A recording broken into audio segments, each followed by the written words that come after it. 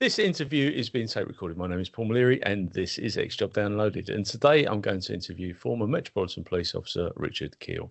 Now, Richard served 30 years for the Metropolitan Police, and today he's in private industry. Good morning to you, sir. Good morning, Paul. How you doing? I'm good, mate. Thanks ever so much for taking part in this. We've already had a bit of a chat, and there's a few common threads in our lives. But where did it all begin for you, and what was your inspiration for joining the Metropolitan Police? You know, it's I can remember me wanting to be a policeman from probably the age of 10, 11 years of age. My mum and dad didn't want me to be a cop, and I didn't really know much about the Met Police at the time, and so I sort of followed Essex Police in reality, and I did all right in my exams at school. My teachers wanted me to stay and do A-levels, but I just wanted to be a cop, and I just didn't see the point. I just really wanted to be a policeman. I think the bill at the time, what was the bill? The programme came out.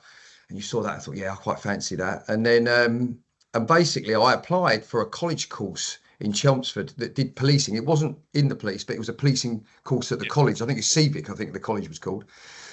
And I didn't pass the entrance test, and I was absolutely devastated. And I always remember my mum saying to me, like, everything happens for a reason. Yeah. And my sister started going out with a cop from the Met Police, and she's married to him now. And he was a cadet, and he told me about the Metropolitan Police Cadets, which at the time was a full-time job. And so I looked into it. I went and worked in London for a year at a bank called Standard Chartered, because I wasn't quite old enough then, and just shy of 80, about 17 and 3/4, I was able to apply and join the Metropolitan Police Cadets, which then I left home, and that was it. I was up at the Cadets for a year. And at that time, it was, I think, like as well it is at the moment, the Met was struggling to recruit. So they run the cadet school to get people from all around the country. And my best friend from the police is a guy that comes from a small village near Edinburgh. Right. And I got that, and it was probably one of the best years of my life. You know, you're away from home. It was a bit like being in the army. You're in a dormitory with 6 other people. And yeah, it was a group of about 25 of us went through the year together. And then when you finished that, you passed out, and in essence, you were guaranteed to go to the other end of Hendon and join the job proper, which I did on the 16th of October 1989. Wow. So what sort of stuff did you do in the cadets? It was sort of structured around sort of 8-week block modules where you joined and you sort of did your basic training. We went to Wales and did some rock climbing and stuff like that, canoeing. And then you did sort of lessons, because obviously a lot of these people were from places where they'd never ever been to London. You know, my friend from Scotland. So you did sort of lessons around London and understanding London, the community, what different parts of it where you were going to work. You did about 8 weeks of sort of lessons. And then for the next 8 weeks, you went out on community sort of service. So I worked in a boys' club in South London, which was really eye-opening, sort of at 17, 18 years of age. I think it's called Repton Boys Club. It was Southwark. I don't know if it's still there now, but that's something that I think needs to be rethought. It was a club which had a swimming pool at the top, 5-a-side football pitches in it. You'd never known from the outside, snooker tables, and it was basically a place for the youth of that area to come and sort of do stuff, because you take it for granted when you live in places like we do. Yeah. Football pitches are there, but when you come from Southwark, there isn't football pitches, there isn't swimming pools, there isn't these sort of distraction things that people can do. And I don't know whether it's still there, but yeah. So basically I went out to that, and then you come back to Hendon and do another sort of 8 weeks of school work. And then I went out to Plaistow Hospital, which was an old people's place at the time, and just working with old people. I can remember being the bingo caller and singing songs with them, stuff like that. So I think it was just a case of going out and doing stuff like that. And then in between that, you did what's called basic Wales and advanced Wales. So you went to Wales again, and then at Wales at the end, and then in between you were doing marching. When you passed out, you had to do this big demonstration of marching. And yeah, it was just I'll tell you what, if they did it today, I'd recommend it to anyone. I think it was great. What did your mum and dad say? Because bear in mind, they didn't want you to join the police. What did they say when they saw you do all these great things? Well, do you know what? My mum and dad didn't want me to be. Like, I'll be honest. Not many parents would want their kids to join the police because it's dangerous, as I well know, and I know you know that, you know. And but ultimately they knew I wanted to do it. And my dad said to me once, you know, you've got to do something you enjoy. That's the most important thing about work. And I'd say it to anyone: do something that you're going to enjoy, because you're going to do it for a long time. And I knew I was never going to be a millionaire, but listen, I'll do all right. But I absolutely loved my 30 years in the police. Absolutely loved it. I did a lot of different jobs. And if I went back, I'd do it all again. Yeah, me too, mate. Without a doubt, I'd do it all again. I think I'd change some of the politics or some of the politicians that were in Yeah. charge of me, but then that's my fault because actually I should have probably got promoted earlier instead of waiting for as long as I did. But I was having too much fun, and Yeah. and that way you can't influence anything if you're on the bottom. If anybody's listening to this and you've just joined the police, get your bloody exams because that's the only way you're going to make any changes. But I mean, there's something I was going to say about is I think there's an air today that people join and they want to get promoted straight away. Oh yeah. And I think you have to. I mean, I got promoted to sergeant, 18 years service, and I did some great jobs in between that. And it's harder to get on specialisms when you're promoted. Yeah. For a start, and it's easier as a cop. Sorry, as a PC. But ultimately, I learned off of the leaders that led me about what I wanted to pick out of good leaders, what I thought would work, what didn't work. And then, you know, the answer is, if, as I say to people, if you don't like it, get promoted and do it your way. Don't moan about it. Yeah. Do it your way. Yeah, it's interesting because we joined around a similar time, but the people that came before us, and Steve Reynolds, who's a guy whose podcast was out the other week, he passed his exams within a couple of years of joining because you could do even though you haven't been promoted, you could do your sergeants. If you pass that, you could then do your inspectors. So it gave you the opportunity. So, but it is difficult. It's a difficult job now. I think it's always been difficult, and it's always been dangerous, but it is particularly difficult at the moment. I think, you know, there's something I say to people, you know, I'd never criticise the police, no matter what. I'd always recommend it to people.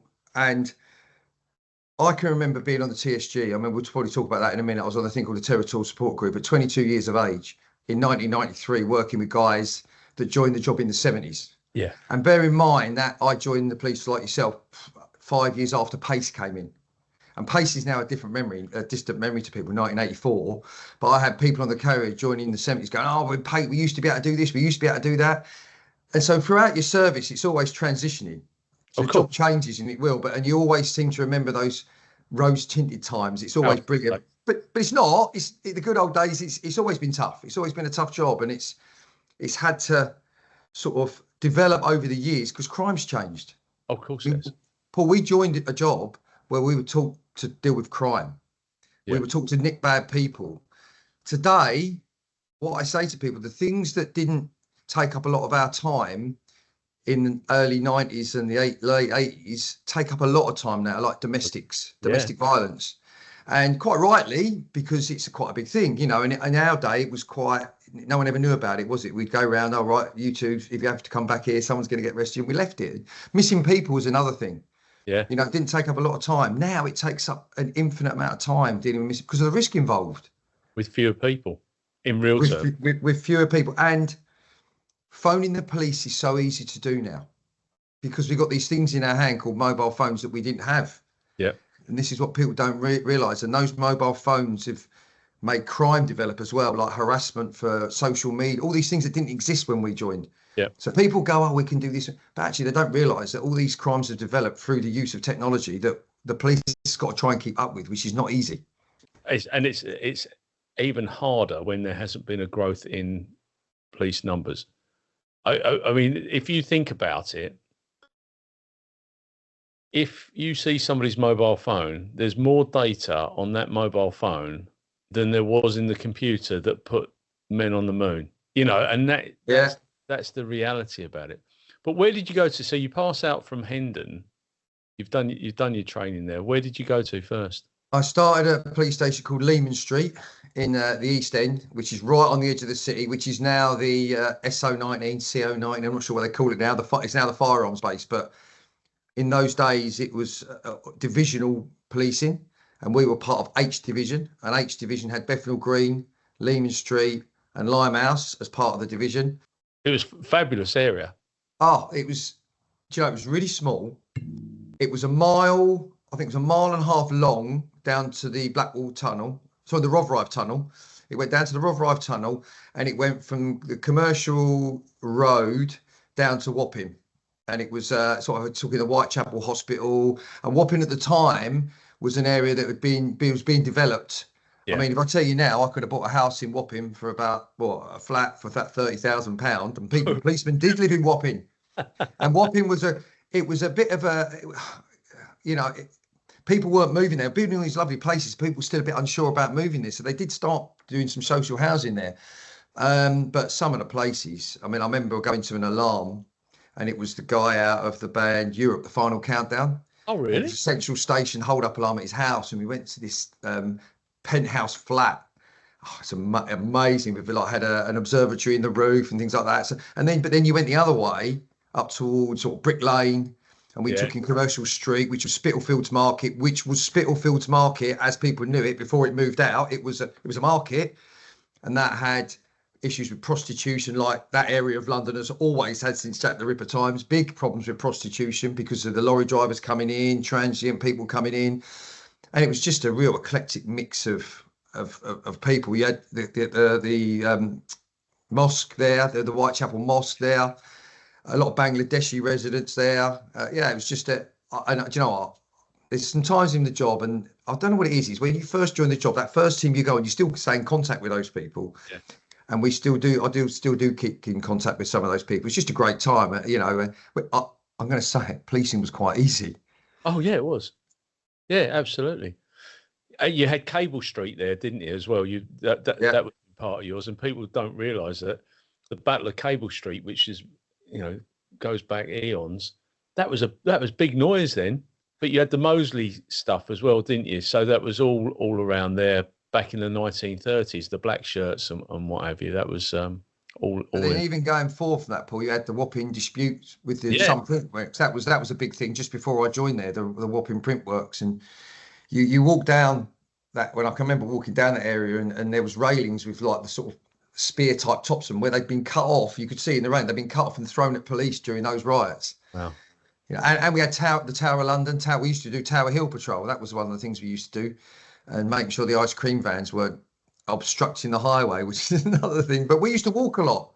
Yeah. We were out walking all the time. And I always remember being 19 years of age, walking on nights. So if you did a night duty week, it used to be a week of nights, you were lucky if you were walking like less than 3 nights. 3 or 4 out of the 7, you'd be walking on your own. Yeah. And I can remember walking down the back of the Whitechapel Hospital, looking through a window with all the lights on where the nurses were walking, and thinking, I'm stood here in a tunic. I've got a bit of wood down my leg. Yeah. I'm 19. If someone jumps out on me, I think I'm going to run. Run away. It was quite scary. I was the thing was, they're younger than my kids now. Yeah. You know, I've got a boy who's 21. I'm thinking, I can't imagine him doing that at 19.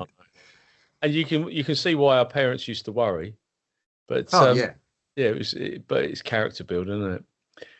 Where did you go? So you're at Leman Street. Where did you go to from there?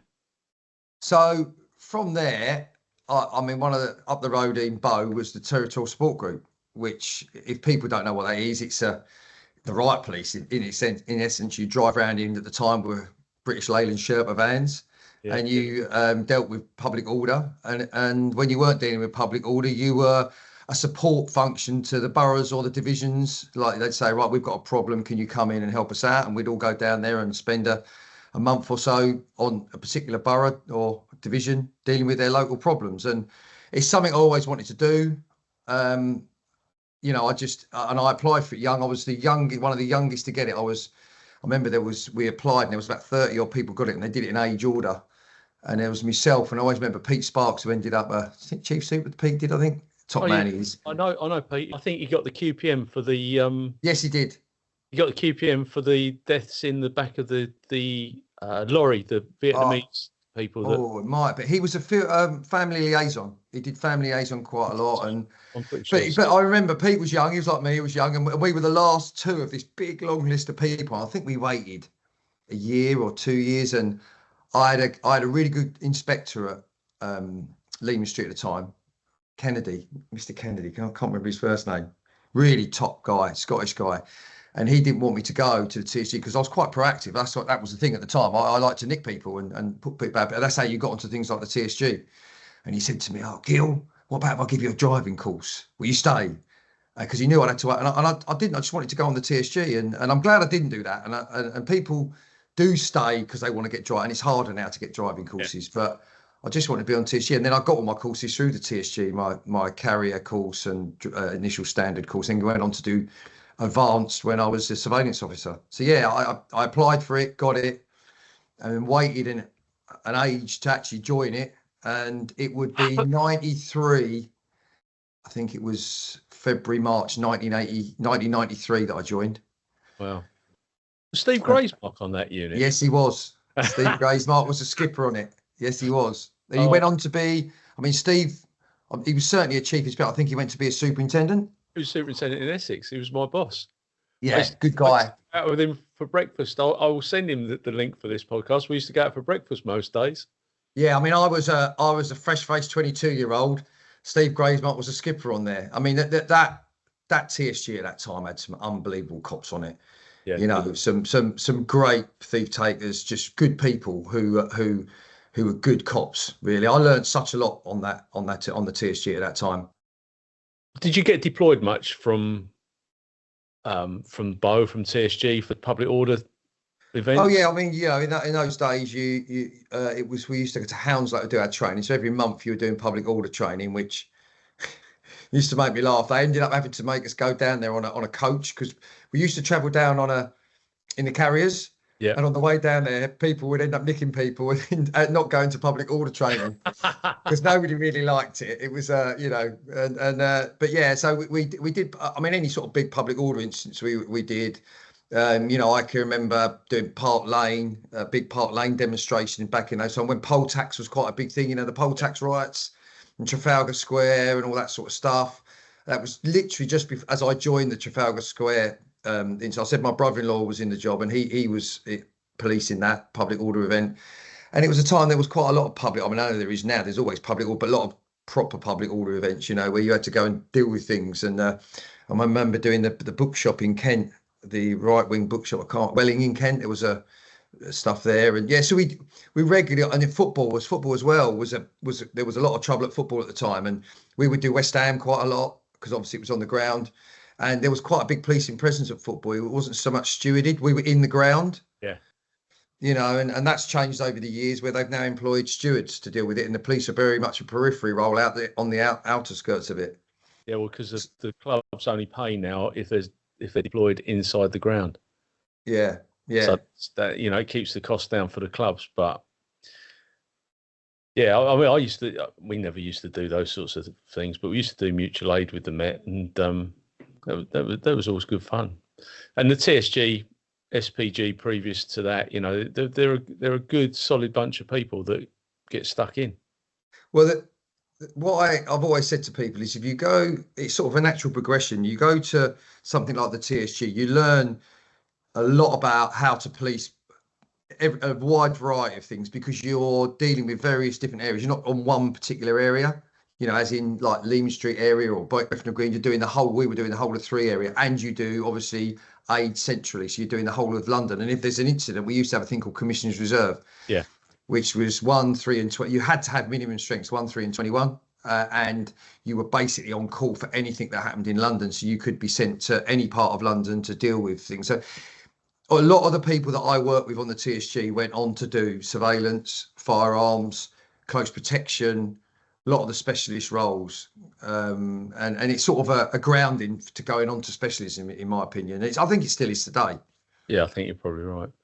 Going back to Hounslow, I always remember going to Hounslow because we used to go training there, and there was the Met Boxing Club used to do their training there, and it was a town on its own, wasn't it? I mean, you had the underground or the tube. I mean, bear in mind, we didn't get Epping until we didn't get the Met part of Essex until 2000. So the chances of us having to go and clear a carriage on a tube were quite remote. But you had to go and do that there, and it was good fun though. It was good fun. And then we ended up going to down in Kent, not Gravesend. Gravesend? Lydd. Oh, Lydd. God. What a place that was. Yeah. I forgot about Lydd. Yeah, that was terrible. Just had a smell about it, and it wasn't good for the barracks, the whole lot. It was just a terrible place. But again, as I say, it was character building. Yeah. Want to leave the TSG though? Well, no, I did when I was on the TSG. They used to do surveillance, sort Right. of really basic surveillance, and it's something that I found I enjoyed. And then if you were sort of identified as being good at it, I don't want to blow much up, but being okay at it, Yeah. you then got what was at the time called a P9 course, which was the surveillance P9 course, which was the official surveillance training course, because we used surveillance again. Ripper came in 2000. The how surveillance is sort of overseen, and Yeah. we could just say, oh, we're just going to follow that person, and we're just going to do a foot follow, and we don't have to be trained, and we can do what we want. And it was very sort of, yeah, it was a strange way of doing surveillance, but we sort of got taught by the P9 trained people, and if you were good at it, you then got a P9 course, and you then did the training, which then opened the doors to move into higher levels of surveillance. Right. So that's what I did, and and the TSG at the time, you did sort of 3 month stints at it. And that was a great time as well. Jerry Campbell, if he ever watches this, top skipper. He went on to be a chief super. Brilliant cop. Run that surveillance team. We had some really, really good people. Tim Gray, Darryl was my brother-in-law, was on it. Darren McGuire, loads of really, really good people who you may or may not know. They sort of all lived Essexy way because we were TSG. Just some great jobs we took. And what we were doing in essence, Paul, is we were dealing with a low-level crime. And that's something today that I think we've got a real problem in. People walking into a shop, picking up stuff, not even hiding their face, and walking out, and there's no implications from it. And that was the sort of thing that was being done proactively at the time. All this low-level stuff, I think there's a well-known phrase like 80% of crime is committed by 10% of the people. And if you take out the 10% of the people, you'll solve 80% of the crime. Absolutely right. And it was just a good time, which opened doors to other levels of surveillance. And and I went on to join what was called at the time FIB. It was area surveillance. It was, so you had the TSG, then you had area surveillance. Each area, and there was 8 areas at the time, had their own surveillance capability. And then above that, you had what was called SO11, which was CO11 before that, and I think it's called MO3 now or something like that. But ultimately, they were the armed surveillance. So I went through all 3 levels of that. I went from TSG, I did the FIB from 98 to 2002, which I was based at Nottingdale right in central London. Again, worked with some unbelievable people that I don't, Ian Pendry, John Ryan, my skipper, really respect John. Taught me a lot about management, how to manage people. Ali Johnson. I know they're just brilliant, unbelievable surveillance officers. And then sort of I moved on after that into the top level where I was an armed surveillance operative. What was that like? Yeah, I went. The course was the hardest thing I've ever done. Right. I failed it the first time. I can remember the stats. There was about 120 people applied for 12 places on a course, and 4 got it on the first course. I mean, it was minuscule numbers, and it was at the time. It was quite right. It was a tough course because at the time IRA was still prevalent, and the terrorism that was coming at the moment was just in its infancy, and that's what we dealt with. It was high level crime, terrorism, and when you do the basic levels of surveillance, you can afford to make a mistake. You can afford to, you've been taken out. And I did in the early days, and you learn how to not be too eager. Sometimes you just had to let the person commit somewhere before following them and stuff like that, or have confidence in your team members. And that was a big sort of step up, actually. There was only 5 armed surveillance teams in the Met at the time. Each team had about 11 operatives and a skipper on it. So you're talking about only 55 people in the Met. And I'll tell you that when I went on that team, that was an eye-opener. The ability of the people to do surveillance. I mean, I went on the team that some of the officers did the Diamond Heist, which has been on there. Yeah. And I play golf. I won't say his name, but the person I play golf with, he was one of the people that went into the dome and identified them when they were doing recce's. And wow. Yeah, it was unbelievable surveillance officers at the time. Unbelievable. And yeah, we were doing all the arm jobs, and I eventually did training. I got Glock only, armed covert, carrying firearm, and That was the strangest day, I think, of my career when I walked out onto the streets of London in plain clothes, carrying a gun in my pocket. You know, you can do all the training, but nothing prepares you to go, I've got a gun in my pocket and I'm walking through the streets of London. And I can remember the reason why I did it. We were following a youngster. He's about, I think he was about 14 at the time, in Streatham, and it was late at night, and I'd gone into an estate and followed him through an estate, and we all knew that he had a Mac 10 on him, you know, the old machine guns. And when you're following in surveillance, you have to be aware of what's going on around you. You can't just look at the person you're dealing with. You've got to be aware of your surroundings, because you don't know who's watching you. You don't know whether they're saying, you come through, I'm going to go through here and see who's following me. And I felt really exposed. Yeah, I bet. Thinking, if he pulls that gun, I've got nothing. You know, I can call my colleagues knowing they've got guns, but by the time they've got to me, and that was what led me to go, do you know what? I'm gonna do the gun course for for protection, really. It was for protection. That's why you did it as surveillance officer, knowing that you've got protection for you. And that was, yeah, interesting, very interesting. It was the time of Harry Stanley as well. You know, the guy that was shot with the table leg in Hackney. Do you know that one? Yeah. And that was quite a big thing. So carrying a gun was a real, big responsibility, and it still is a big responsibility today. And anyone that carries a gun in this job, they're doing it voluntarily. Yeah. And they don't have to do it, and they're not getting paid any extra money for it. And I think it's harder and harder now for someone to actually justify the reasons why they would carry it for their families. I absolutely agree, mate. My hat goes off to them, because I just think that they're treated so badly when there's a fatal interaction. They get treated so badly for doing their job. The hindsight police are all over it. It's just absolute. But it must be, doing it overtly is one thing. You know, if you're carrying something overtly, but when you're doing it covertly and all you've got is a baseball cap, which you throw on and hope for the best, you know, you've got your body armor underneath your jacket, you look like the Michelin Man, and you pull out this gun, you think, you know, you're taking your life in your hands, literally.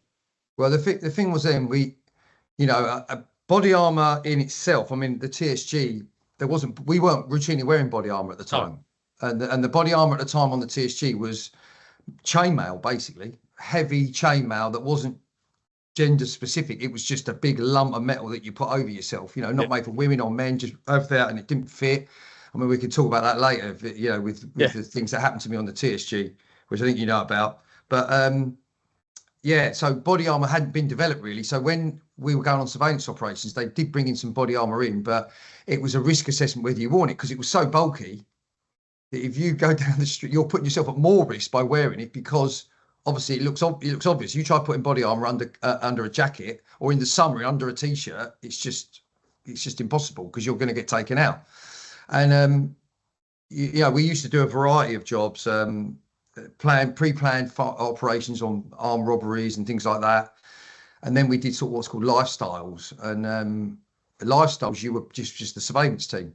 And if there was no element of firearms, or there was a hint, you know, so they might carry a gun, we just say, right, we've got them for our protection, so it's authorised the firearms, but we've not got any backup, because most of the time in the level I was doing, you had covert, proper firearms operatives that would do the interventions. Yeah. And and I can remember. I mean, the only time only once I've ever had my hand on my gun that I was in the decision making process of pulling it, and we were down in South London, and we were doing a lifestyle job. It was a Monday morning. Oh, right, we're gonna follow this group of people because we think they might be doing something. Just find out what they're doing. Came straight out of their house in the morning, 9:30. Went to the high street. I won't say where it is. I was out on foot with my friend doing this foot surveillance, and literally in front of me, he pulled a gun, put it to the head of a cash in transit, post office cash in transit guy, and basically demanded the cash box. And I was probably 30 feet away at that point. And no matter what training you've done in firearms, when you see somebody in the public arena have a gun put to their head, and you know you have a gun, and you've got to make a decision when to intervene at that point to save that person's life. But then you have to be conscious of what's going on around you as well, because if you pull a gun, then things could develop that are worse. yeah, I can feel my hands going sweaty now thinking about it.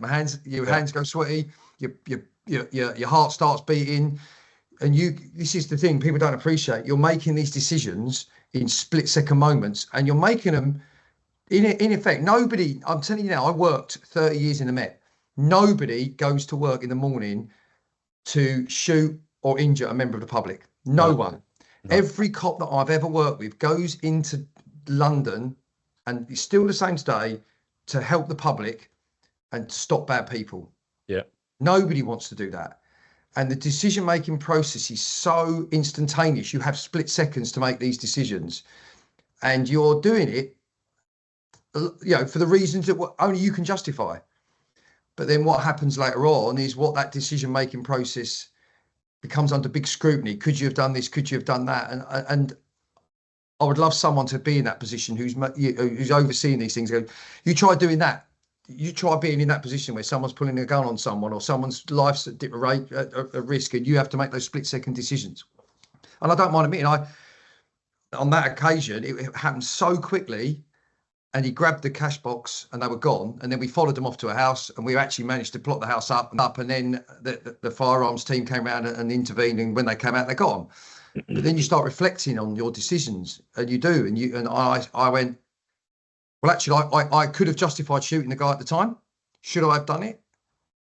And it was so quick that I still maintain the right decision today. But had something else happen to that other member of the public, then, if they got injured, should I have made a different decision? And you can weigh it all up, and it's down to the individual. So it's a very difficult. What I'd like to do is I'd like to get the defence barristers that make so much money out of this sort of situation, where or the prosecution barristers, actually, not defence, the prosecution barristers who prosecute police officers for undertaking a fatal shooting. And I'd like to put them on a firearms course and see what their stress levels, because they've never seen an angry person.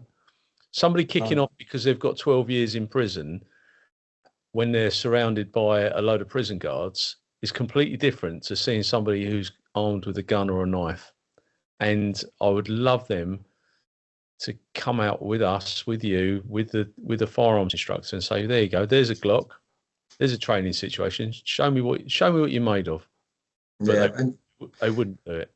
The thing as well is obviously the jobs I've been on, and I won't say which ones, the fatal shootings in the surveillance world, where people have been intercepted after we followed them with firearms and unfortunately been killed. Yeah. And there's a lot of intelligence goes on behind those operations, and that's not always given to the public, basically, should we say, the information those people have. So what that officer is doing as well at that time is taking on board all the information they've been told from the intelligence, in addition to that split-second incident. And look, at the end of the day, as a police officer, no matter what you do, it could taser someone, they could die or whatever. You've got to be judged on your, and you have to justify it yourself. And it's down to the individual. But I do think, coming away from firearms in general, I think police aren't getting the support that they need. And I think the Met Police, who I have, will always be in my heart, the Met. I love the Met. I think they are always the organisation that gets a lot of the flack. And but I always say, when someone's breaking in your house at 3 o'clock in the morning, who are you calling? Yeah. And if you continually knock that organisation, then there's going to be no one to come and answer at 3 o'clock in the morning when someone is knocking your house down or breaking into your house or stealing your mobile phone. There's going to be no one, because no one's going to want to do it. No, of course they're not. No one's going to want to do it. One of the other problems is that the public say, well, there's no point in reporting to the police, but there's every point in reporting stuff to the police, because even if the police don't do anything about it, they know it's registered, it's logged. Yeah. If you get a series of events and you don't know about it, you can't deal with it. And that from a policing perspective. Yeah, I mean, I've been doing some leadership training with the Met, with the skippers and governors, and also some of the civilian staff. And we get the analysts come on these courses quite a bit, and they tell us, obviously, you know, if so and so is given information on this place, they can link that all together. Yeah. And actually say, actually, we've now arrested that person, but we've now linked them into 20 different crimes. And actually, that part of policing is a lot easier today because of technology. Absolutely. And CCTV, and so, which wasn't so easy in the 80s and 90s. You know, it wasn't done like that. And that's the thing, you can link these people in together. And, you know, and that's why I say to, I mean, I do think when community policing came in and went out, that's when you realise they were the eyes and ears of the police. You know, community policing, you know, you've got someone you can go and speak to. Oh, by the way, I've seen this going on in next door, and or whatever. There's a smell of drugs or whatever. No one knows where to go now to tell people that stuff, and so people don't bother. And that's what I think, and it is important because you just don't know who's looking at who, basically. And I know that better than anyone. Yeah, absolutely. But every crime starts in the community. Yeah. Every crime, you know, whether it be a fraud or whatever it may be, it is a community issue to start off with. Yeah. But let's go back to, you know, your time on TSG. You had you were involved in an incident there, which is quite catastrophic, wasn't it? Yeah. Well, look, I always mention her name, Nina Mackay. She was a good friend of mine, and I've been an advocate of keeping her memory alive for many, many years. I still speak to her dad on a regular basis, and you know, if I go back to what happened, she was fatally stabbed when we went into her premises in East London on the 24th of October 1997, and you know, I've been only recently I've spoken about it through this leadership training where we talk about trauma, and it's more about the trauma, how it was dealt with in 1997 with police officers, to the way that trauma is dealt with today and mental health is dealt with today. And in all honesty, it wasn't really dealt with. Nobody helped us. We had no help. You know, I mean. I would talk about the incident, but I don't like talking about what happened in the property. But long and short of it, the floor is yours. You say what you want, what you don't want. The end result is we got called. We were what was called area raid. So you had commissioners reserve, and then we were area reserve. So you're just patrolling wherever you patrol. And the lead up to it, we were out on the car. I think it was 5 of us on the carrier, Nina being one of them. And we went, I can remember being in Ilford, Nick. I always remember being in Ilford, Nick, and her being on the phone before we went there. And then we got this call, and long and short of it, it was a mentally deranged gentleman who had mental health issues. Magdi El Ghazouli was his name. He'd been caught, I think it was like 10 days before, outside Stoke Newington police station, trying to assault a police officer and been armed with a load of knives. And he'd not turned up for bail. And they basically said, can you guys go round and arrest him? And we went, yep, no problem. And some of the things during that week were just a set of circumstances. We had a brand new sergeant start on the Monday. I won't mention his name because he still struggles today. He's another top guy, but he started on the TSG on the Monday. And our previous skipper, a guy called Dave Shipp, top skipper again, he'd finished and gone off. I think he went to Bethnal Green, but then we had a brand new skipper on the Monday. This was the Friday. And we went to this call, and I can remember going to the front door, and I always remember listening at the front door, and it's bizarre the things you remember. He was playing the guitar really badly through the door. I could hear that. And we had a chat, and we said, like, what we're going to do is we're going to call some more of the TSG to come and help us. And I can look at that incident and think of incidents before that where we would have turned up with the 5 of us and probably go, let's put the door in, let's go and get this guy. Yeah. And the one thing I've learned is you just don't know. Well, any day you go to work as a police officer, you don't know what's going to happen. Any door that you go through, you don't know what's going to happen. Right.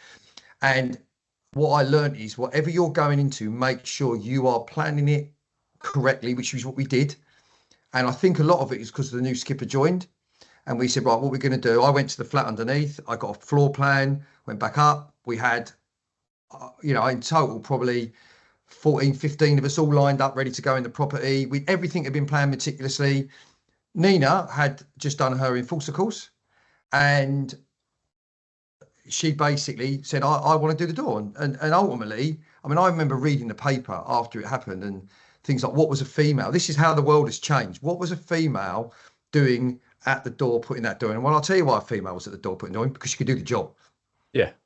Right. Hang on a minute. No, I'm with you, mate. I'm with you. And she could do the job. She was a brilliant cop, great person, and listen, she was as good as any of us. It's as simple as that. And that's why she was at the front door. And if you had that today, equality is obviously quite bigger today than it was at the time. Yep. But she was as equal as us. She could do the job. She knew what she was doing, and she put the door in. It was her first door that she put in. And look, I know in the papers there was a lot of talk about body armor, and the only I'm going to say about the body armor is it was really heavy. I told you what it was like. It was chainmail. You could hardly stand up in it. It wasn't gender specifics. It was not built for females, males. It was built for a human being. And long and short, but we'd all had a long chat, and she's like, just can't hit the door with the body armor on. And there was a discussion about that, and it was her decision. Yeah. So we planned it meticulously. Everybody knew their roles, and it was just a set of circumstances. When the door went in, the guy was behind the door. It went in first time. There was a lot of things unexpected happened as that went open, and you can't plan for the unexpected. But she was stabbed, only a single stab wound, and we basically got her onto the carrier. We didn't wait for an ambulance. We got on the carrier, got her to Newham General Hospital, and I, we thought that's fine. They talk about the golden hour, Paul, don't they? The golden hour. You're okay. You're getting me going, man. But I was a 26, 27-year-old, and we got her to hospital, and I thought that was it, because she's going to be okay.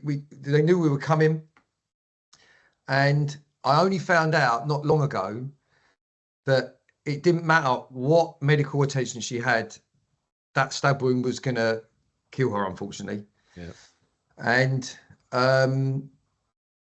but so we took her to the hospital. We went back to Forest Gate Police Station. We thought it was going to be fine, because you think it's going to be fine. And I couldn't even tell you his name. I couldn't even tell you. I think he was the superintendent. He came into the room, and we were sitting in there. All the unit was sitting there that dealt with it. And he just said, unfortunately, I've got to tell you that Nina's passed away. And I got to be honest, I was in shock. I was like, what? I can remember saying to him, you got to be mistaken. She was all right. She was fine. And then I can remember the next 2 weeks, but it was a blur. The next couple of weeks, it was a blur. I felt personally like we'd let her down, because long and short of it, I was on the shield directly behind her. So we were me and my partner. She was part of our crew. She was my bus, right? 5 of us on that night, and we were the ones right behind her. And then the people that joined were the ones behind us, and we were the shields. Me and my partner. I say Kev. Look, his name was Kev. We were the 2 shields waiting to go in behind her. I actually was the person that arrested him, and he was taken to Edmonton. But I didn't go with him to Edmonton. But I felt like I'd let her down. That's how I felt. I felt like I'd let her dad down. Her dad's Sid was a ex-chief superintendent, Mr. Mackay, and how he's described to me, he's just a lovely man, Sid. Yeah. And he's the sort of leader that Met would probably need today. He retired in, I think, 94. He retired, something like that, 95. And how he was described as me, and this is by news, he's like Mr. Mackay from the Porridge. Remember the Porridge? Yeah. He's Mr. Mackay, and I could see that. He's Scottish guy, very proud, I can imagine him sort of leader he was in the Met. And the bit that I look at is the trauma. What I speak to officers about now is the trauma of that incident. And if I tell you, we did the hospital bit, and then me and my partner Kev, we were the 2 that sort of did a basic statement on the night, because they said, just give us something. And we did a basic statement. And I remember driving back into Bow, and her car was there, and it was the only car apart from my car that was there. And you just look at it was a little red Suzuki thing. And and I drove home on my own. I lived on my own in where I said I come from, South Woodham in Essex. And I don't think that had happened today. A 26, 27-year-old driving home, having just been involved in a killing of their colleague. And then if I'm honest, and it wasn't anyone's fault, they just didn't know what to do with us. There was no support. There was no counselling or, trauma support or mental health. It wasn't a thing, Paul. We were the TSG, it was. Yeah, no. Look at stiff upper lip, if I'm honest. Huh? Two blokes sitting there crying, and but we. Yeah. Yeah. But at the time. Yeah. So what we basically did, they didn't know what to do. So we spent her funeral was on the 5th of November, and we spent a couple of weeks basically just going to Chigwell, which was the police club in East London, and we all sat together, and if I'm honest, we all cried a bit, and we all hugged each other a bit, and we all sort of just didn't know what to deal with it. And then, there was her dad, quite rightly, he said, I want to know what happened. And I can remember going to his house with my partner, Kev, and he said, look, I've read the papers. I don't want to know I want to know what happened. I want to know from you. Yeah. And I remember sitting in his house going through it. I mean, his son, Nick, was a police officer and inspector in the Met, retired. So they're a policing family. And that was the hardest thing that I've ever done. And, I'm not saying what I'm saying is I don't know whether that would have happened today. I'm not saying it wouldn't have happened, but the support around the officer going and doing that, I would think would be more, because I was just, look, you're 20, he needs to go and tell him. Yeah. And you don't know what to say. I just felt like I let him down. That was the biggest thing I had. I'd let him down. I'd let her down. But you hadn't, because like you quite rightly say, policing was evolving. When I joined, the girls had stocking allowance, and they had the small sticks and that. And if they had the courage to step up and do what she did on that particular day, then do you know what? We're all equal. Yeah, and that could have easily been you going through that door. It could have been easily you, and I could be interviewing her today, talking about what happened to you. Well, the wider impact of the trauma you don't realise, and I realise today, is like the CAD operator. I can remember they really struggled. The CAD operator, whoever, people don't know, that's the dispatcher effectively, and they felt guilty because they were the people that dispatched us to the call.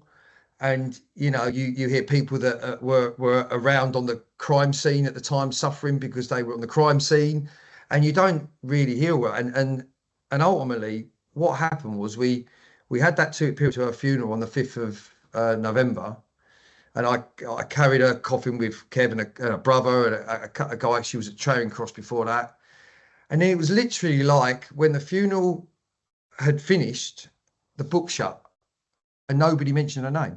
Mm. And that's the thing that I think a lot of guys, now I think people would talk about it. Nobody would talk about how they felt.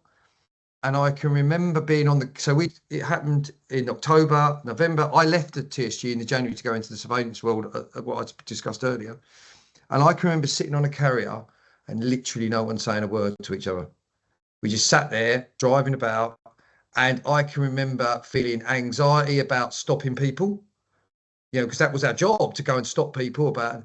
And then I can remember, and don't ask me the month, but I know it was between that period of November and January.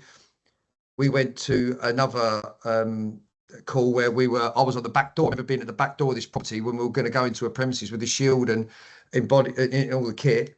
And I can remember nearly having a panic attack. Thinking, oh my God, because you start thinking about what had happened before. Yeah. And, it was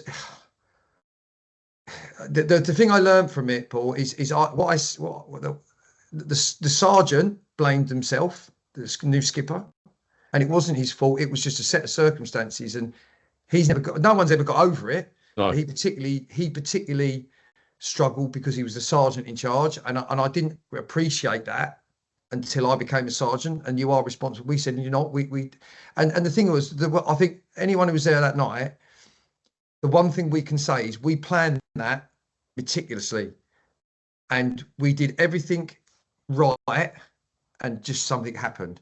Now, if I hadn't planned it meticulously and I'd been cut corners somewhere, then I probably couldn't live with myself. And that's the thing I learned from policing, is that you don't know what you're going into. You don't know what door you're going through. You don't know when you get up in the morning where you're going to. And what something I try to instill into officers that work for me is treat every door like something could happen. You know, it's not something I spoke about from, well, if I say to you from when it happened, Sid, I was 48 at the time. So when would that be? I got asked by Sid. Oh, you're not. So Dad, I'm only joking. so I'm 54. So that'd have been 2018. This happened 20 years. Never spoke about it. I went for the job. You know, it's not something you bring up. No. You know. And then I did. He asked me to do an interview on LBC with Nick Ferrari, and it was to do with the police arboretum. Yeah. And it was support of the arboretum. And I did this interview with LBC, and the amount of people said, "I didn't know you were involved in that. I didn't know. I didn't know." And you know, that's the thing. You carry it with you, but it's not something you can talk to me about. But Mrs. Me with trauma. This is what I say. I say you don't know when trauma's going to hit you. It affected me when I had kids, because then I started to appreciate Sid's perspective on it. Now I've got my own children. It hit me more then, and that was 2004 when I had kids. So it was a while later. It affects you at different times, and you deal with it. It changes you. It changed me. That day changed me forever. Yeah. But I think, this is what I think, there should be a register of anyone that's been involved in big, large-scale trauma. And it's not about asking me next week or in 3 weeks' time or in a month's time, how are you feeling? And that's the worst thing you can say to someone, by the way. Yeah. How are you feeling? Because the answer that you'll get from somebody who say, how do you feel? They go, yeah, I'm fine. What you should be saying is, right, what you've just been through is traumatic. We need to talk about it. We need to go through it. We need to see where you are. We need to, because if you ask any TSG, I don't want to talk to anyone. You know, I don't want to talk about it. I don't want to talk about it. So it goes unspoken. I think today we have got better at that. And like I repeat, the worst thing you can say to somebody is, are you all right? And they'll go, yeah, I'm fine. Yeah. But when they're not really all right. And that's why police officers today dealing with trauma are committing suicide on a regular basis. Yeah. And my thing is, there should be a register somewhere. For example, if I look at myself, to say, right, 5 years' time, we're going to check in. 10 years' time, we're going to check in. Yeah. 15 years' time, we're going to. I know it sounds, you know, but it's a hard thing to deal with, or to also coordinate. But there should be something. But there's no reason why it can't be coordinated, because they'll coordinate a project around airwaves. Yeah. You know, this is something, and you know, you're absolutely right. This is something that is achievable, because when you look at it, everybody's going to go through trauma to different degrees throughout your police service. You cannot go through your police service unless you've spent your whole life in an office somewhere where you've never met anyone. And as you quite rightly say, your call handlers wouldn't have even known the individuals involved. But when they get that call to say, can we have a medic here, please? You know, and then they get that news that someone's passed away, it has a massive impact. And to keep that as a register, that can't be that difficult, surely, not with the technology we've got available to us. Well, I do know today the police are a lot better, quite rightly, at dealing with trauma. But, you know, yeah, I don't know who would coordinate that, but I've heard stories and, you know, people dealing with incidents that sometimes it's been good, sometimes it's not been so good. And I think line managers, I mean, if you look at my incident, you know, the PCs were involved, the sergeant was involved. Yeah. You know, so you've got two ranks involved in trauma there, and then you've got probably inspectors and chiefs not really knowing, not having any training about it. I mean, for me, when I had staff working for me as an inspector, you know, I took that experience into that supervisory role where I knew, like, let's be careful here, let's do this here. Maybe at times I didn't know why I was doing it because I never told them about it. Oh. But, you know, it made me more risk averse to things. You know, I mean, I know Sid himself was an advocate throughout the years of saying, why are we, I don't even think they do it anyway. We used to call what's called violent man training in the TSG, public order, where it would be you're going into a flat and how you dealt with a violent person in a flat. And we were saying, well, why are we going into those situations where we can throw tear gas in or we can chuck a dog in there? You know, you can get a police dog to go in. Why are we doing that? I couldn't tell you today what is going on in that sort of arena, whether that's done there, but, you know, it's just it's a terrible thing that happened. It can happen to any police officer when they're going to work, and I never thought it'd happen to me. And Sid, I have been an advocate for years of keeping her name alive. I've been to, so many events. Jonathan Osborne, who is the Met chaplain, he's a friend, and for me, it's about keeping her memory alive. Absolutely. That's the thing. And if we talk about equality in this day and age, she was a shining star in that. Let me tell you. Yeah, absolutely.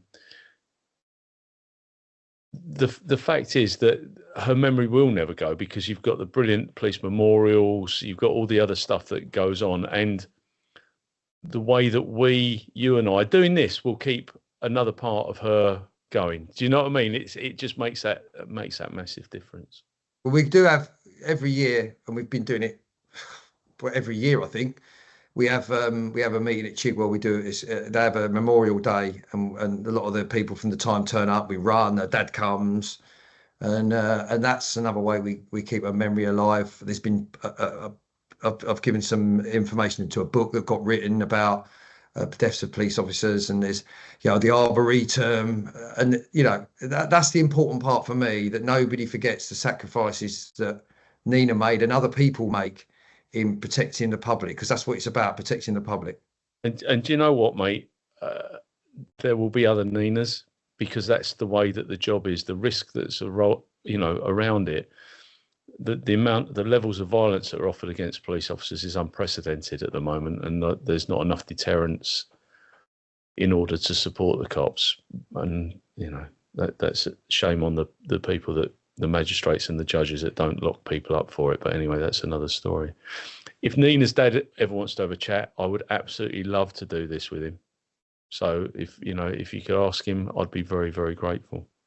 Well, look, I will tell him, obviously we're doing this, and he can listen to it, and then and he's an advocate for keeping her memory alive. He did a recent piece with that was memoriam of policewomen who've died in the line of duty, which I know was very emotional for him. Yeah. And listen, it's difficult. I mean, his heart's been broken, and I try to. My job is to make sure she's not forgotten. That's my job. Absolutely. Thank you. Thanks for that, mate, because you really got me going. But anyway, so you've done the surveillance. You're on the surveillance. At what point do you get promoted from there? So what had happened? I'd had my first child in 2004, and then I had my second child in 2006, and then I had 18 years in the job at that point. I'd been 10 years in dedicated surveillance from 98 to 2007-ish. And I'd done 2002 to 2006, 7-ish on the highest level of surveillance. And what it basically boiled down to, Paul, was, am I going to do this for the next 13 years till I retire? Or which would risk me not seeing my children growing up? That was the important thing for me. I had children because I want to see them grow up. And the surveillance world is not a world that you can get. It's not like, hi there, I'm going to be home at 9. I mean, my wife today was my girlfriend at the time, and she would say, you're going to be home? I go, yeah. And then I'd be on the way home, and another job will come in. Yeah. So I'd always made the decision that if I was going to leave surveillance, it was going to be on promotion. I wasn't going to go back to division as a PC. I was going to go on promotion. So that was really the driver for me. It's the kids. I wanted to see the kids go up, and I went, right, I'm going to now go on the promotion sort of pathway. And I felt at that point I was experienced enough to be able to make a difference as a leader. And I took the exam, passing it in 2007. And then in 2008, that March, I was promoted to skipper, and I went to Paddington, which was an eye-opener, having spent 10 years in covert surveillance. Yeah. And suddenly you're thrust back into the uniform world of frontline policing, basically. Yeah, that was an eye-opener. The difference in way things are done, and it doesn't. People will say, I've been in a specialist all this time, I can't going back. So but it's not. It's still the same. If you're a good cop, you're a good cop. You can go back. You've got to learn new paperwork that has to be written, or new computer systems that have come in. But ultimately, fundamentally, it's about being a good cop and a good communicator. And for me, being a good cop is being a good communicator. That is it. Yeah, absolutely. So what roles did you undertake there? Were you on shift or you custody? Do you know what? I was back there. We did all the roles, custody, because now custody is like a specialist role. But then if you were a skipper on team, you were doing, you were the, I can't remember the name of the role now. It's like you're the ops skipper. You dealt with all the who's going to do what where. You did custody. you did sort of every sort of role that a skipper does or did. And then now they've broken those roles down a bit and said, right, that's dedicated in custody now. So yeah, so I did all different roles there, but I'd already made my mind up that I wanted to carry on going up the ranks because I thought I was ready. And that's why as soon as I could, I had to do a year at the time because you were a probationary sergeant for a year and you couldn't apply for promotion until you'd done that. And then I applied to do the exam again because the stuff was still fresh in my memory. I'd studied really hard for that. I'd studied really hard for that exam because I wanted to pass it. And I did pass it, and I passed it quite well. And then it was all still in my mind. So it was only sort of refreshing my memory. And then I went on to pass the governors. And then, so I only spent 2 years as a skipper from 2008 to 2010 at Paddington. Great Nick, though. Great governor, Mark Chaplin. And he was who I was playing golf with yesterday. All right, okay. Top governor, nice bloke, top fella, another good cop, and and then I did inspectors and I moved on again. And where did you go to from there? So from there I went to Ealing, and I can remember at the time in the Met. This is you've got to love the Met for certain things. They said, right, okay. By that time they'd started to go to bigger boroughs. It wasn't divisional. You had I think it was 32 boroughs at the time. I think. Yeah, it was. And they said, oh, right, okay, you can apply for 6 boroughs. So I applied for these 6 boroughs. Bear in mind where I live now, I live in Watford, and you start looking at travel. And, when you have kids, you haven't got as much money as you used to have. So you try and use public transport as much as you can. So I'd looked at things like going back to Westminster, Harrow, Colindale, all the sort of ones around where I am. I'll never forget it. I got promoted and I got through. You've got XB, right, was the code. I was like, XB, where's that? And I had to get a map at XB. I was Ealing. They give me Ealing. And I thought, so I didn't get any of my choices, is what I'm getting at. I put 6 choices in. I didn't get any of them. But I go back to my mum in 1986 going, everything happens for a reason. And I went to Ealing, again, worked with some brilliant people. And people say, when do you think your favourite time in the job is? Bear in mind, some of the things I've done, TSG, surveillance, probably what we'll go on to later. I still love being a duty officer at Ealing. I was Acton. We had 2 duty officers on that borough. We had one at Southall, one at Acton. I was the Acton duty officer. Acton was the more crime end. The other end, Southall, was lots of, it was a high area of ethnic, what's the word I'm trying to find? Yeah, a diverse. More diverse area. You had things like honour-based violence, stuff like that. It was a totally separate sort of entity, and I absolutely loved my time at Acton. I had a brilliant team, and I went there, and I specifically said, look, I want to be a duty officer because you weren't guaranteed to be a duty officer, but then you could have been in an office role. I didn't want to do that. And my chief inspector, I'm Simon Message, lovely guy again, and he knew my background. I thought my background's been crime throughout my whole service, and he put me at Acton with a team that he told me it's the worst performing team on the borough. That's what he said. He said, you're going to sort it out. And actually, I went on to that team, and what I found was they were all great people. They'd had acting inspectors for about the last 2 years, so you never had any continuity, and that's a big thing in policing, continuity, right? If you're going to set standards, you've got to be there to see them out. Yep, absolutely. Yeah? And my thing about leadership is if you look after your people, they will look after you. It's as simple as that. You look after people, they'll look after you. And look, I went there a couple of weeks, watched them, saw what they did. And one of my pet hates was uniform, well, not pet hate, but uniform standards is important to me. Okay. How you look, if you look professional, you're going to be professional. Yeah. And if we pick like Virgin Atlantic, okay, or British Airways, and you see an air stewardess or an air steward, and you see their unit, they all look smart, don't they? Yeah, absolutely. They look professional. Why can't we be like that? I agree. And there was an era at the time of people coming out of training, and 6 years later, they look not smart, is what I'm going to say. And so I had this thing about, which we joked about when I left the Nick, about when you come on parade, you're ready to go. Don't walk on my parade with your tie off, your epaulets not done up, your boots not done up. Because when I joined in '89, you came on parade. When the skipper walked in, you stood up, you put your helmet on, you stood there with your truncheon, your pocketbook, and you had tunic on. Yeah. And so over the time I was there, I brought in, first thing was uniform standards. Then it was basically saying, I'm not going to get you to do anything that I'm not prepared to do. So I used to go out with them. I'd go and patrol with them. Stop and search is a real thing I'm passionate about. And I know it gets knocked a lot, but it is the way that you're going to stop knives being on the streets of London, by police officers having the confidence to go and stop someone. Now, in my opinion, if you are on night duty and at 3 o'clock in the morning, there is somebody walking down a street, you've got every right to go and ask them what they're doing. Doesn't mean you've got to search them. You've got to say, hello, sir, what are you doing?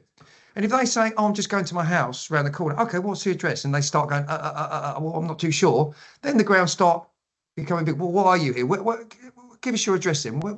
And then you start doing inquiries. That leads you to your investigation or your, why is this person here? And if you get enough, then you've got enough to stop and search someone. And it's having that confidence to say, well, hang on, what are you doing out late at night? Why are you here? What are you doing? And I'm an advocate of that. I'm an advocate of that, and I went out and I did a lot of stop and search as a governor, because that's my background in the TSG, and that led to the team they come along with you, and that led to us arresting more people and people feeling good because they were nicking bad people.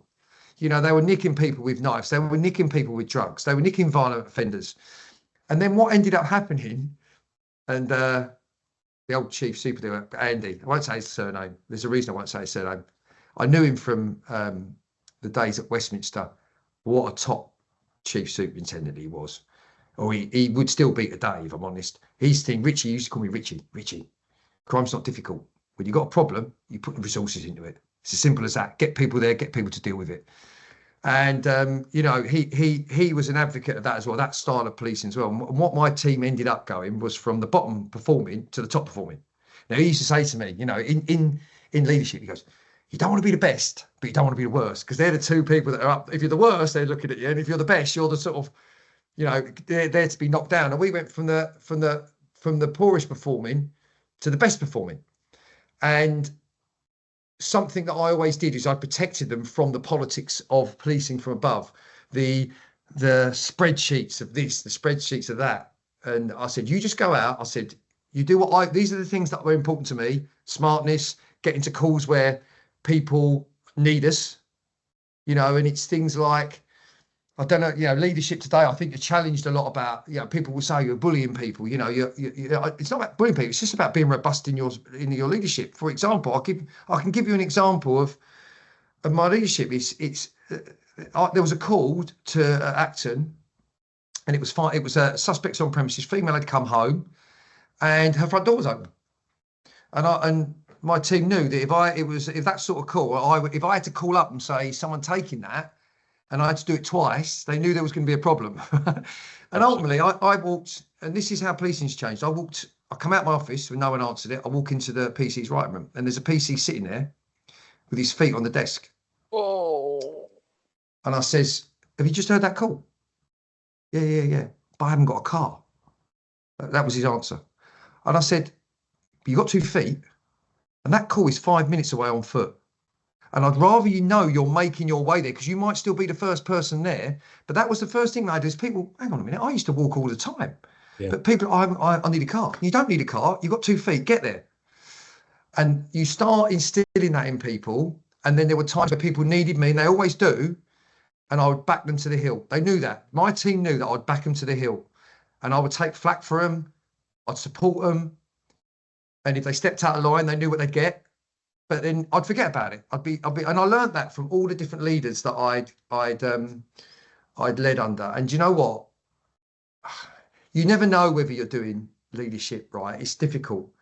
It's difficult. No one ever knows. I would hate for anyone that I led to go and go, oh, because I sort of say to people, you're remembered when you retire. I say this on leadership training. You're remembered for one of 2 things. It'll be Richard Keil, what a top governor, or Richard Keil, what a not so good governor. Yeah, that's what you're remembered for. No one remembers all the jobs you did. You're remembered for that. And you know what? I think this is probably the proudest I've ever been in a job. This makes me emotional. There's a girl, and Rebecca Barrett, lovely girl. She was on my team in that period. And she met her her husband, I'm not going to say now, husband, Michael, on the team. And I'd left by then. I'd gone on to driver training, so I went from Ealing to driving school for 6 years.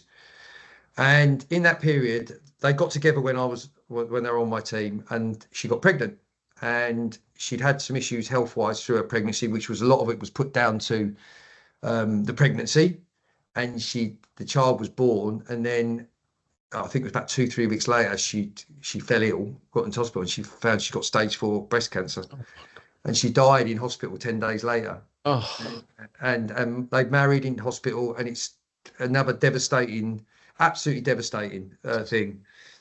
And I got a phone call from. Let me start myself on this you one. cheered me right up today, mate. Nah, but you know what? This is how you go. Do you know what? I couldn't have been doing much wrong, because I got a phone call from Michael, her husband, who's still in the police today, and he said, "I'd like you to come and talk at her funeral and basically do a speech." And I worked out, I think there'd been 10 inspectors between me and that time. Wow. And he'd asked me to come back and speak on behalf of the team and her at the funeral. And I again, that's one of the hardest things I've ever done. Oh. But like, the young lad now, he's about, oh God, I'm going to say, I see on his Facebook, he's growing up now. He's 5, 6, 7 years of age. But this is the thing. And the thing that I can't comment on the job today because I'm not in it. But the one thing when I went through trauma you always felt like you were part of something. A family. This is it. You were part of a people to put their arm around you, and you felt protected a little bit. Yeah. I know that I say about the support with the trauma, sort of the counselling side of it, but there was always someone there. It was just like you said, it's a family. It really is a family. Whether it is today, I don't know, because I can't comment, because I've left nearly 6 years ago now. But that's when I just said to myself, I couldn't have been doing much. No one's a perfect. I'm not saying I'm the perfect leader, but what I'm saying is I cared about the people. That was all I cared about, because that's all you'll remember for. And if you care about your people, they will care about you, and you won't go far wrong. But the thing is about being in any family, you're not all going to get on. There's going to be times where you can't stand one another. I'll tell you the difference between the police family and our families, true life families. When the shout goes up in the police, even if you don't like somebody, you go. Yeah.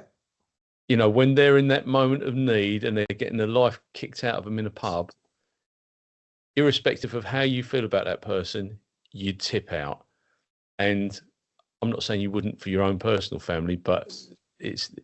I don't think it's as tight knit. I don't think our life family, because if you look at it, we live with our partners, our children, and our parents, and beyond that, they're relations, but we don't have that same linkage. Whereas when you're in the police family, everybody gets involved. Well, you go out on patrol in a car with someone, and that person could save your life. Yeah, absolutely. It's simple as that. That person could be responsible for keeping you alive. Yeah, absolutely. And you never know when that moment's going to happen. And that's the thing about police. You never know when that moment's going to happen. It doesn't happen very often. No. And as you said, I see more and more now police officers getting assaulted. Oh. And I think I try to, when I talk about the police, I try to talk in facts. Look, it's never going to be nothing's ever been perfect in the police. It's always going to have its issues, like any organisation can have its issues. But what worries me is this trend at the moment of police officers being subject to being assaulted, and people not being robust about how that's dealt with, which is leading to people walking into shops and stealing things carte blanche and walking out. And I just think we've got to sort of press the reset button and start looking at zero tolerance on certain things. And actually, people say the little things don't matter. They do matter, because if you don't deal with the small stuff, the big stuff starts getting big. If you take care of the small stuff, the big stuff takes care of itself. Yeah, absolutely. And that was the project in New York in the early 80s, the Broken Windows Project. And they dealt with the windows, they fixed those and moved on, and so on and so forth. We will get back to that stage. We're going to have to. But it's a real difficult sort of conversation. because it costs money and time and people. Have you got any regrets about your police service? I mean, you went on and did your driver training. Yeah, I left. So I left, and this again was, it's the first time that I was in what I call non-frontline role. That's what I'd say. And you know what? I felt like I'd earned it, actually. Yeah. I felt like I'd earned it to have because I was at Hendon, which is 15 minutes from my house, and it allowed me to do things in the evening with my kids and stuff like that, but still be involved in policing. And yeah, I really enjoyed that time in the driving school, and it led to, well, I then went on to be a chief inspector in roads policing. But ultimately, what I learned in the driving school, I got some teaching qualifications. It sort of led to me getting employment in the outside world, basically. Yeah, that's what it did. But do you have any regrets about your policing career? No, do you know, I have no regret. I mean, there was a thing in me when I retired. I was a chief inspector when I retired. And I would have loved to have been a chief superintendent in charge of a borough. That's what I would have loved. And my old chief super, Andy, I won't mention his first name, he said to me once, he said, two best ranks in the job are inspector and chief super. Because as an inspector, you're the head of the operational world. You're running the skippers and the PCs. And as a chief super, you're head of the senior leadership world. You're in charge of the superintendent, the chief inspector. Because the chief inspector's role is pretty much a PC role with the senior leadership team. Yeah. You're doing all the donkey work, basically. Yeah, absolutely. And yeah, it's not a regret. It's not a regret, because if I'd have done promotion earlier, I wouldn't have done all the things that I did as a PC, the surveillance stuff and the PC stuff. It was a matter of, do I stay on past my 30 and pursue that? And I went, no, I've done my bit. Sid said it to me. He said, you've done your bit. Let someone else have a go. Yeah, absolutely. I absolutely agree. Now, you're going to say there's some stuff that you did on the surveillance team. Is there anything you want to throw into the mix around that, the stuff that you did there? What do you mean? Well, I mean, there must have been some. I mean, you've spoken about some of the sexy stuff anyway, but the interesting, light-hearted moments that you took part in on surveillance. Yeah, but there's some things you can talk about, and there's some things you can't, Paul. You know that. Even today, you can't talk about. Listen, the surveillance world was a group of brilliant people that we didn't only do surveillance in London. We travelled the country, and we stayed in places. We had good laughs. We had some heavy nights, and it was a lot of good people. Look, do you know what this is?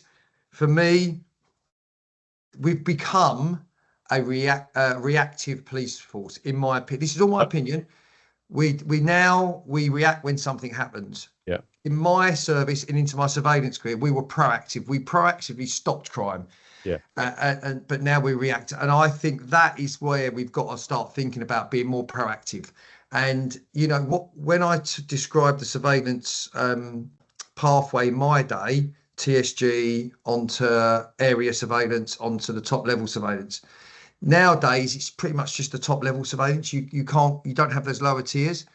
And I think that's something to think about, because I'm going to be honest with you, when I was doing area surveillance, which was one area, which was central, and we worked with things like the hotel squad, drug squad, the crime squad on one area. Now, up until I worked there, you don't realise things like hotels, the amount of crime that goes on in hotels. But yeah, as in, people are checking out in the morning, they've got all their cases everywhere. You'll have someone in there, I'm going to nick that.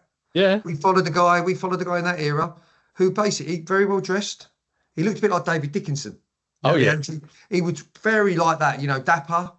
And he'd basically walk into posh hotels. He'd walk around all the floors. And on each of these floors, like you go to Savoy, they've got like vases and things on these floors, as like show stuff. He'd just nick them. And no one would challenge him because he looked the part. And that's half the battle. If you look the part. Yeah. Well, and we did a... Yeah, and we did a lot of that sort of stuff, a lot of that low level stuff. And what it was, we were accessible to boroughs. So if you look at a frontline cop, who's doing frontline policing at Ealing, for example, where I was, and they got a problem with cycle theft, that area surveillance team, they were accessible. You could say, look, we've got this real problem. Oh, we'll come down, we'll spend a week with you. Yeah. And we'll sort it out. But now you've got to go through tasking to get surveillance. It's quite a big thing, and it's only used to the high level stuff. Look, I know it's an expensive asset. It's a very expensive asset, surveillance. But, for me, you've got to get back to dealing with the small stuff. That's it. You've got to deal with the small stuff, and you've got to sort that out. And with the police itself, I think, look, it's a money thing, and I don't want to get into politics, but there was something said a few years ago that things are going to happen in the police, and a politician said, you're scaremongering, right?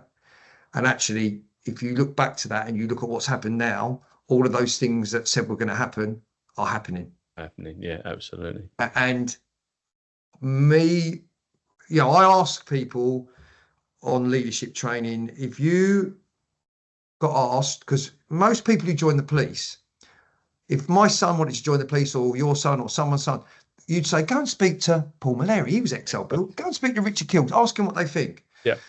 And what I don't like at the moment is I ask that to people in the job, in different constabularies and the Met. And I said, would you recommend it? And they went, no. And I said, just think about your resourcing then. You can't moan about resources if you're going around not recommending this job. I said, if people ask me that question, I will say, I absolutely love my 30 years in the job. It's changed, as everything should change. Yeah. But go and find out for yourself. Yeah, absolutely. Go and see what it's all about, because it's an unbelievable organisation where you do some amazing things. And the job that we joined, my dad joined the job in '68. The job he joined wasn't the job that the person had joined in 1938. No. And it evolves, and communications and types of crime and all those sorts of things. And that's what it is. And as we said at the very beginning, the biggest problem is that it's under-resourced. I think with that, I've got some opinions about that. And I try to deal with facts. I've always dealt with facts with policing. What I know is, if I look at the Met, I think they're struggling to recruit. And more importantly, they're struggling to retain. And we were both on LinkedIn. How frequent now do you see a 20-year cop decided to move on? It's happening a lot. It's all the time. I see it every single day. I'll get an email saying I'm looking for work. And you've got people leaving the job that wouldn't have left the job before. I think the pension changes did that, because I joined the job at 19, retired at 49, which, as I explained to my kids, that is not the norm. But anyone who says about the police pension, we paid a lot of money into that over the years, a lot of money. Absolutely. And I think people get to 50 and think, I can't imagine doing this job at 60, because it's hard. It's hard on your body. Yeah, I mean, I've been slashed here. I've got a scar on my face here. I've snapped an Achilles, changed someone. I've got a shoulder injury, all of which now start to affect me in older age. Yeah. So you're going to go through the mill if you're a police officer. And I think the retention thing is the biggest issue. You've got people joining, but they're leaving with it. Not only the 20-year people, they're leaving after 2 years going, I'm not quite sure about this. So for me, if you can get the recruitment and the training of the initial officer right, which look, at the moment they've got things like the degree apprenticeship route. I can understand why they did it, because they wanted to professionalise the policing qualification, but that's had its problems, because people struggle to get to the academic level, or they get a degree and think, thank you very much. But I think we've got to look at, I described a police when I joined, of people coming from Scotland and places like that. That isn't happening today.